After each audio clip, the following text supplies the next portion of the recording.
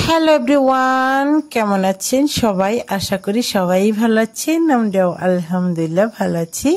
আজকে হলো সোমবার আর এখন বাজে 7:30টার মতো সন্ধ্যা।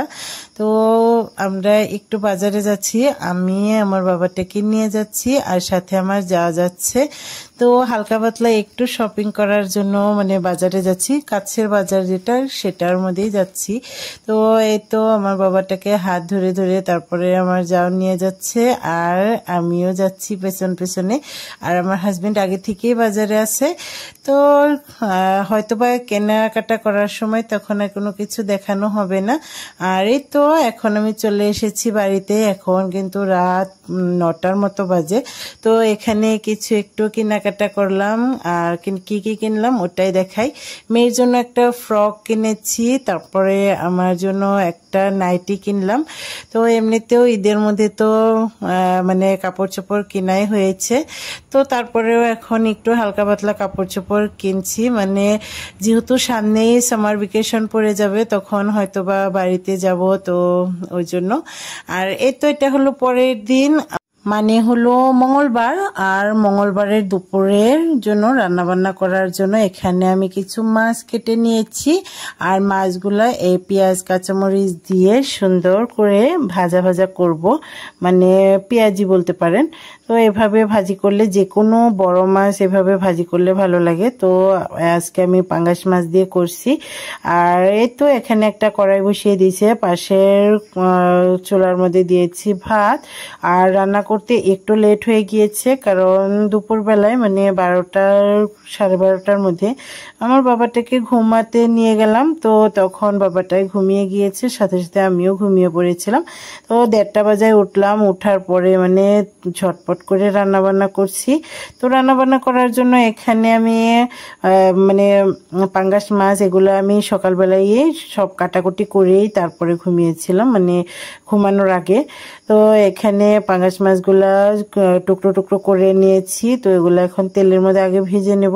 আর পাশে তো কাঁচামরিচ পেঁয়াজ ওগুলোও সুন্দর করে এভাবেই কেটে নিয়েছি। তো এই তো এখন মাছ ভাজার উপরে একটু নুন দিয়ে দিলাম। আর আসলে এই নুনটা তেল দেওয়ার পরপরই দেওয়ার প্রয়োজন ছিল, এতে করে এতটা ছিটে যেত না। তো পাঙ্গাস মাছে যেহেতু তেল বেশি আর হলো স্কিনে কোনো আষ্টে থাকে না, তো এই মাছগুলো কিন্তু তেলে দেওয়ার সাথে সাথে ফুটে। তো এর জন্য একটু ফুটে যাচ্ছিল। তো পরে আবার তেল দিয়ে দিলাম, নুন দিয়ে দিলাম। তো নুন দেওয়ার পরে আবারও ভালো করে নাড়াচাড়া করে নিলাম। নাড়াচাড়া করে নিয়ে তারপরে আবারও কিছুক্ষণ ভেজে উপর থেকে কাঁচামরিচ পেঁয়াজ দিয়ে দিলাম। আর এভাবে এই পাঙ্গাস মাছ ভাজিটা কে কে করেন অবশ্যই কমেন্ট করে জানাবেন। যারা না করেন তারা অবশ্যই করে একবার ট্রাই করতে পারেন, অনেক বেশি টেস্টি হয়। তো পাঙ্গাস মাছ দিয়ে যে করতে হবে সেটা কোনো ব্যাপার না, সব মাছ দিয়ে বড় সাইজের মাছগুলার পেটির অংশ দিয়ে এভাবে কিন্তু ভাজি করলে অনেক বেশি টেস্টি হয়।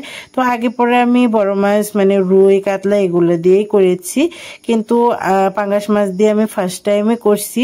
তো জানি পাঙ্গাস মাছ যেহেতু আমি পছন্দ করি, তো আমার কাছে ভালো লাগবে। আর এমনি মাছের চেয়ে এই মাছ দিয়ে বেশি ভালো লাগবে। তো ওই জন্য আজকে এগুলো দিয়ে করলাম। আগের বার আমি বড় মাছ দিয়ে একবার আমার ছোট ভাইকে খাওয়াইছিলাম। তো ও খেয়ে বলেছিল যে এই মাছটাই তুমি এই মাছের জায়গায় পাঙ্গাস মাছ দিয়ে একবার ট্রাই করো, দেখবে আরো বেশি ভালো লাগবে। তো সেটাই মনে করে, যেহেতু কালকে অনেকটাই মাছ নিয়ে আসছে আমার হাজবেন্ড, তো ওগুলো থেকে পেটির অংশগুলো রেখে দিয়ে তারপর আমি এই মাছের ভাজিটা করে নিচ্ছি। তো এইভাবে মাছ ভাজি করার পরে তো আমার মেয়ে খুবই পছন্দ করেছে। আর আমার বাচ্চারা এই পাঙ্গাস মাছটা খেতে পছন্দ করে, আমরাও পছন্দ করি। পাঙ্গাস মাছে যেহেতু কোনো কাটা থাকে না, ওই জন্য আরো বেশি পছন্দ করে আমার বাচ্চারা। তো এখন আমার ভাজিটা হয়ে গিয়েছে। উপর থেকে আমি একটু জিরার গুঁড়া আর একটু গরম মশলার গুঁড়া দিয়ে দিয়েছিলাম শেষের ভাগে। তো সেটা দেখানো হয় নাই, তো যারা ভেজে নেবেন তার উপরে এটা দিয়ে নেবেন, এতে করে অনেক সুন্দর একটা মানে ফ্লেভার হয়। আর এই তো এখন এই কড়ার মধ্যেই আমি আর ধুয়ে নিলাম না, এই কড়ার মধ্যেই আমি এখন ঘাইরা মাছ দিয়ে তারপরে আলু বেগুনের ঝোল করব। আর এখানে আলু আর বেগুন কেটে উপরে মানে কাঁচামরিচ পেঁয়াজও কেটে রেখে দিয়েছি। আর এখন ওই যে ঘাইরা মাছগুলা, তো ওই মাছগুলাকে আসলে কে কি নামে জানেন জানি না, আর ওটার আসলে বাংলা ভাষায় কি বলে সেটাও জানি না। তো আমাদের আঞ্চলিক ভাষায় এটাকে আমরা ঘাইরা মাছ বলি। আর ওই ঘাইরা মাছের মধ্যেই মানে মশলাগুলা দিয়ে নিচ্ছি। এখানে হলুদ গুঁড়া, মরিচের গুঁড়া আর ধনিয়া গুঁড়া দিয়ে একটু পরিমাণে নুন দিয়ে দিব, যাতে করে শুধু মাছের জন্যই হয়। তো তরকারির উপরে পরে আবার নুন দিয়ে দিব। আর এখন এই যে তেল দিয়ে দিয়েছিলাম, তেলের উপরে দিয়ে দিলাম পেঁয়াজ। পেঁয়াজ দেওয়ার পরে ভালো করে একটু লাল লাল করে ভেজে নিব। আর কাঁচামরিচটা সোমবারে দিচ্ছি না, যেহেতু কড়াইটা আগে থেকে ধুয়ে নেওয়া হয় নাই। আর এখন যদি আবার কাঁচামরিচ দিয়ে দিই তাহলে হয়তো বা সিটে সিটে আসবে আর অনেকটা গলায় লেগে যাবে, মানে কাশি উঠবে। আর এই তো এখন পেঁয়াজটা লাল লাল করে ভেজে নিয়ে তারপরে মশলা দিয়ে রাখা মাছগুলো দিয়ে দিলাম। মাছগুলো দিয়ে একটু নাড়াচাড়া করে নিয়ে ওই বাটির মধ্যেই একটু পানি দিয়ে তারপরে এই মাছের উপরে দিয়ে দিব। মাছের উপরে দিয়ে তারপরে ভালো করে কষিয়ে নিব। আর এই মাছগুলো অনেক বেশি নরম, আর ওই জন্য খুব বেশি নাড়াচাড়া করলাম না। নাড়াচাড়া না করে এভাবেই মানে তাড়াতাড়ি করে পানি দিয়ে দিলাম। এখন যদি এই মাছগুলা এই কড়ার মধ্যে লেগে যেত তাহলে কিন্তু মাছগুলা এইভাবেই ভেঙে যেত। আর এই তো এই জন্য পানি দিয়ে দেওয়ার পরে ভালো হলো। এখন একটু নাড়াচাড়া করে নিয়ে তারপরে ঢাকনা দিয়ে ঢেকে দিব, মানে মাছগুলা কষানো হওয়ার জন্য। আর এখানে যেহেতু একটু বেশি করে পানি দিয়েছি তো এই মাছগুলো ভাঙবে না।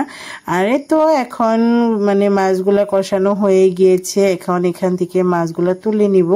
তো সবার রান্নার প্রসেসই কিন্তু আলাদা আলাদা, তো আমি এভাবে রান্না করে বেশি পছন্দ করি। আর ওই জন্য আমি এভাবেই রান্না করি। কে কিভাবে রান্না করেন, তো এভাবে যারা যারা রান্না করেন অবশ্যই কমেন্ট করে জানাবেন। যদি যারা না করেন তারাও অবশ্যই এইভাবেই রান্না করে দেখতে পারেন। মানে তেল মশলা একবারেই সবকিছু দিয়ে তেল আর ডাবল করে দিতে হয় না। তো এভাবেই যেহেতু তেল একবারে চড়িয়ে দিলে তো একবারে তেলটাই যায়, আর তরকারিটার মধ্যে অত বেশি তেল মশলা হয় না, এত হেভি হয় না। আর এই তো এখন মানে মাছগুলা তুলে রেখে তারপরে কাঁচামরিচ সহ আমি ওই সবজিগুলো দিয়ে দিলাম, মানে আলু বেগুনটা দিয়ে দেওয়ার পরে এখন আবারও ভালো করে নাড়াচাড়া করে নিচ্ছি। নাড়াচাড়া করে নিয়ে উপর থেকে একটু নুন দিয়ে দিব, যেহেতু আগে মাছের জন্য দিয়েছিলাম আর এখন সবজির জন্য দিব। তো এখন নুনটা দিয়ে দেওয়ার পরে আবারও ভালো করে নাড়াচাড়া করে নিব। আর নাড়াচাড়া করে নিয়ে তারপরে আবারও ঢাকনা দিয়ে ঢেকে দিব। ঢাকনা দিয়ে ঢেকে তারপরে খুব সুন্দর এই আলু বেগুনগুলোও ভালো করে কষিয়ে নিব। আর এই আলু বেগুনটা খুব সুন্দর করে কষিয়ে নিলে তরকারির টেস্টটাও বাড়বে। আর এই তো এখন নাড়াচাড়া করা হয়ে গিয়েছে, উপর থেকে দিয়ে দিলাম ঢাকনা। ঢাকনা দিয়ে ঢেকে রেখে দিলাম। আর মানে এরই মধ্যে আরও দুইবার মানে নাড়াচাড়া করে দিয়েছিলাম সবজিটা। তো যেহেতু সব নাড়াচাড়া দেখাতে গেলে অনেকটাই ভিডিও লম্বা হয়ে যায়, আর ওই জন্যই আমি শেষের ভাগেরটাই দেখাচ্ছি। আর মাঝখানে যেটা নাড়াচাড়া করে দিয়েছিলাম সেটা দেখানো হয় নাই। এখন একদমই শুকনো শুকনো করে তারপরে যখন সবজিগুলো ভালো করে কষিয়ে গিয়েছে তখন দিয়ে দিলাম ঝোলের পানি। ঝোলের পানি দিয়ে তারপরে এখন আবারও নাড়াচাড়া করে নিচ্ছি। আর এখনই দিয়ে দিব আমি মাছগুলো যেগুলো তুলে রেখে দিয়েছিলাম। তো ওই মাছগুলো দিয়ে তারপরে ঢাকনা দিয়ে ঢেকে দিব আর অপেক্ষা করব যতক্ষণ না মানে ঝোলের পরিমাণটা নিজের মন মতো হয়। তো আজকের ভিডিওটি আপনাদের কাছে কেমন লাগলো অবশ্যই কমেন্ট করে জানাবেন। যদি ভালো লেগে থাকে অবশ্যই একটা লাইক করে দিবেন। যদি চ্যানেলে নতুন হয়ে থাকেন অবশ্যই চ্যানেলটা সাবস্ক্রাইব করে দিবেন। আর পাশে থাকা ছোট্ট বেল বাটনটি প্রেস করে দিবেন, এতে করে যখনই নতুন কোনো ভিডিও আপলোড করব সাথে সাথে নোটিফিকেশন আকারে পেয়ে যাবেন। আর এই তো এখন কিন্তু আমার তরকারিতে পরিমাণ মতো ঝোল সহ আমার তরকারিটা হয়ে গিয়েছে। আর শেষের দিকে একটু নুনটা চেক করে নিয়েছিলাম, তো একদমই পারফেক্ট আছে। আর এই তো আমার রান্নাবান্না কিন্তু কমপ্লিট। অনেক তাড়াহুড়ো করে তারপরে রান্নাগুলো করে নিলাম। আর এই তো এখন আমরা খেতে বসেছি। আমার হাজবেন্ডের পাতে দেখুন মানে ঝোল ছাড়া সবজি নেয় না। না, ও শুধু ঝোল আর মাছ দিয়ে হলেই হয়ে যায়। ওই জন্য আমার তরকারিতে বরাবরই একটু ঝোলের পরিমাণটা বেশিই থাকে। আর তো আমি এখন এই পাঙ্গাস মাছের যেটা ভাজি করেছিলাম সেটা দিয়ে খাচ্ছি, অনেক বেশি টেস্টি হয়েছিল। এই তো আজকের ভিডিও পর্যন্তই, দেখা হবে নেক্সট কোনো ভিডিওতে। ততক্ষণ পর্যন্ত ভালো থাকবেন, সুস্থ থাকবেন, আমাদের জন্য দোয়া করবেন। আজকের ভিডিও এ পর্যন্তই। আল্লাহ হাফেজ।